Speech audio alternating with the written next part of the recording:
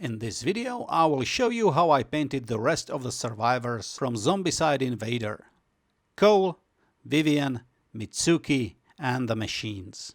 You can check the whole series on painting the core box by clicking the link in the right-hand corner. I prepared the minis by mounting them on the holders and base coated them with Wraithbone spray from GW. For the white armor, I first washed it with the Apothecary White contrast paint, and I will dry brush it later with pure white. One of the keys to speed painting is to choose the right progression of paints you use. It is better to start with the light colors, so that you can easily paint over them with darker tones when fixing the mistakes or painting in the details. While the Apothecary White was drying, I have quickly blocked in the main colors on the other minis. Dark Angel Greens on Vivian's dress, a mix of Ultramarines Blue, Black Templar, and also some contrast medium for Cole's jeans. Then I used browns for the leather parts, blacks for the guns, and some other details. It is best to let the previous block of paint dry before you continue with an adjacent area with a different paint. And painting multiple minis at the same time allows you to keep working while the previous step dries. Okay, this is what I had so far. The Apothecary White on the armored minis has dried. It is time to dry brush the armored parts. Next, I painted in the rest of the contrast paints.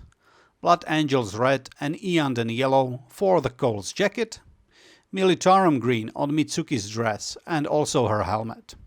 I also used Militarum Green paint also for some bags on the bots and some other parts on the machine turret. The flesh tones I painted using Decorath Flesh, or a mix of Decorath Flesh and pink. I have sprayed the centers of bases with black. The rims I will paint in colors corresponding to stands and pins supplied with the game, using mostly Vallejo Game Air paints. Yellow for Cole, orange for Vivian, purple for Mitsuki, and dark green-gray for the machines. This is where I first realized that there is something wrong with the base coat on the bot. The paint did not stick.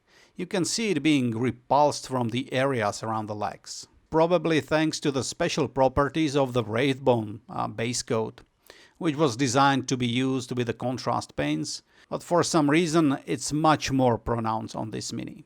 This will also become a headache when I start painting the metallics. But before that, I did the chipping on the armor. I used small piece of foam from the blister pack. I dipped it in the dark brown black. I removed most of the paint by dabbing the sponge on the tissue, and then I started lightly touching the edges of the armor with it. The Mitsuki sculpt is much more delicate, so instead of using the foam, I painted in the chips manually. It takes a little bit longer, but the effect is actually looking a bit better. And you also protect the other paints that you have already put on the mini. In the next step, I painted the metallics on a few parts of the heroes. There were much more metallic parts on the robot, and it was a total nightmare. The paint did not stick, it was pooling, and I had to put on several coats to achieve full coverage. Unfortunately, I do not have a footage of that. I will experiment with the Wraithbone base coat another time to find out what really went wrong here. Also, I had a game plan for later this day, and I needed the minis finished. I was starting to lose my patience, and also the bot looked terrible. So, my decision was to damage him even more and hide the mistakes. I dry brushed the edges of the white armor with dark steel metallic paint, and then I used the weathering powders. Fresh mud and aged rust, both from Forge World. As the dust spilled on the bases and I could not get it off, I just decided to dust the base as well. I gave the same treatment to the sentry gun. And I did a slightly lighter dusting on the other minis. And this is how they look after this step. Alright. Thankfully, I just got a call from my friends that my gaming session is delayed by an hour, so I had a bit more time to salvage the paint job on the bot. I used bright metallic paint to paint the lenses and bring back some definition to now dark mini by creating more edge chipping using this bright metallic paint.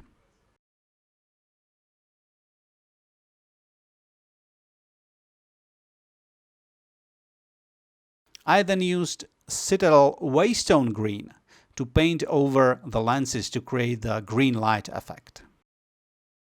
So, this is how the bot looks after this treatment. I actually started to like this mini again. I did a very similar job on the weapons turret as well. Right. I now declare this painting session finished. I will just varnish the minis and wait for my friends to show up to play the game finally. But I have one more mini to paint, the Abomination. But that has to wait for another session. So, if you do not want to miss it, subscribe to our channel and hit that notification bell. Ta-ta!